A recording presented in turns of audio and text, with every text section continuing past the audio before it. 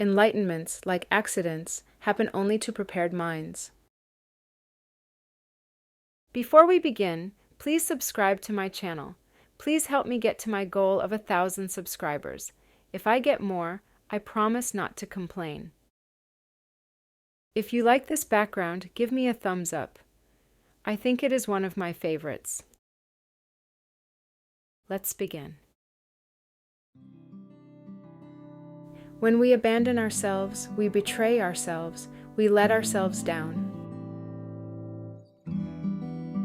Neglecting our own emotions, opinions, and values can lead to a sense of emptiness and disconnection from our true selves. Recognize the signs of self-abandonment and make a conscious effort to prioritize self-care and self-love. Those who are abandoning themselves are individuals who tend to prioritize the satisfaction of others over their own well-being. When you put the needs of others before your own, you develop a strong, subconscious desire to receive praise and validation to feel better. Changing yourself to fit others' expectations can result in self-hatred, anxiety, and stress, and prevents you from being your true, authentic self. Avoiding your emotions only perpetuates the cycle of neglect.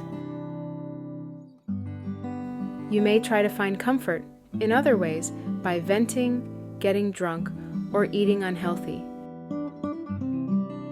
You don't respect yourself or set boundaries. You make choices that conflict with your values, which undermines your happiness and self-worth. We don't draw boundaries and we tell ourselves it's not that big of a deal. A boundary is letting others know, clearly, what is okay with you and what is not okay. First, think of the last time you tried to assert yourself or say no. What happened? Now that you replayed that interaction in your mind, you should now have a better understanding of why you find it hard to set boundaries. Did you shut down, or did they have a diversionary tactic to make you feel bad or argue? Effective boundaries don't have to be done in anger. Drawing boundaries is the most loving act that you can execute in a relationship. When you draw a boundary, you're giving this person information about what you like and don't.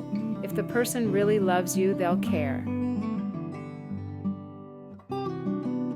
Understand, the only way to draw appropriate boundaries is you have to be the boss of you, not letting someone else be the boss. It may feel threatening to you to do it, so you feel like you have to do it with anger, but you don't.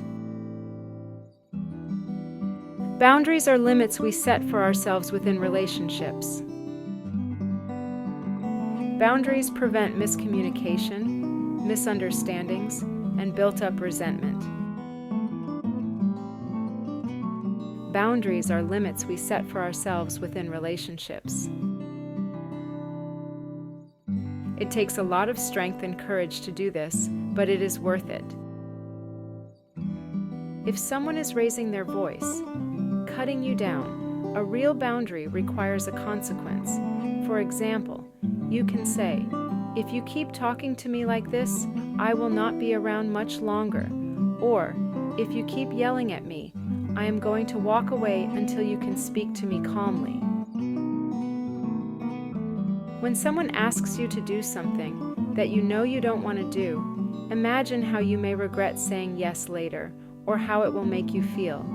And that will give you the courage and the strength to say no.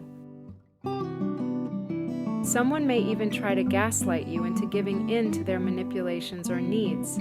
Listen to them carefully so they can't confuse you. The more they see that you are taking control of your own life, the more the boundaries are effective. Don't get defensive or argue with them. Just remember, you are the boss of your life. It's not easy at first, but after you start to notice the difference when you are doing more things for yourself and enjoying your time on your terms, the easier it becomes.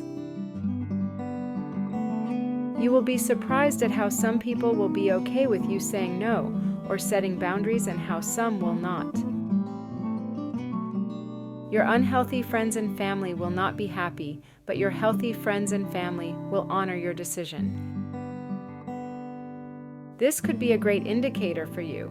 You will know who you should spend more energy on and who you should not.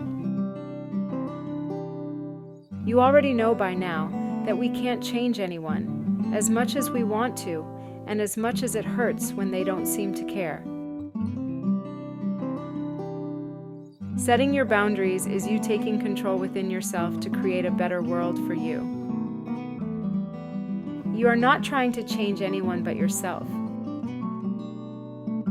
Make your adjustments anyway, with no illusion that some people are going to meet you at a healthy halfway point, and you simply remain true to who you are.